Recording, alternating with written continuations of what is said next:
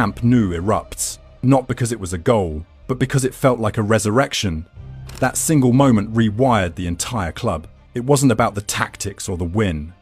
It was about the pure joy this Brazilian phenomenon brought to Catalonia, the exact thing they had been missing. Ronaldinho didn't restore Barcelona with spreadsheets, formations, or instructions. He restored them with belief.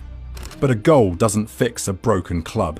And despite the eruption, despite the spark and the feeling that something divine had stepped onto their pitch, everything was still fragile. Ronaldinho had brought light back into the building. But now, the real test was coming.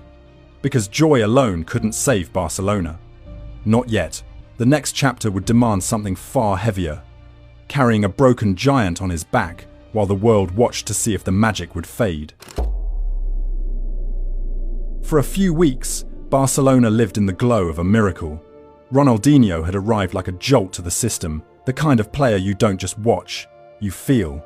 But behind that explosion of Ronaldinho in his first weeks was a much darker truth. Barcelona still couldn't compete. One highlight couldn't disguise the problems. The squad was tired, the confidence was unstable, and every time Ronaldinho created something impossible, it only highlighted how ordinary everything else looked.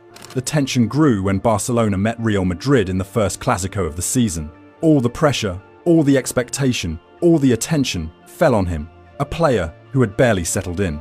The team offered him little support, and Madrid suffocated Barcelona's midfield. Ronaldinho still found moments, a double elastico through Guti, a curling shot close to the post, but brilliance wasn't enough to change the result. Barcelona fell short. And suddenly the narrative shifted. Is he really the one to fix this? Was this another failed rebuild? Does magic matter if it doesn't bring wins? That was the tension around Ronaldinho. The world expected salvation, but the club around him wasn't ready to be saved. Yet the story isn't about the struggle.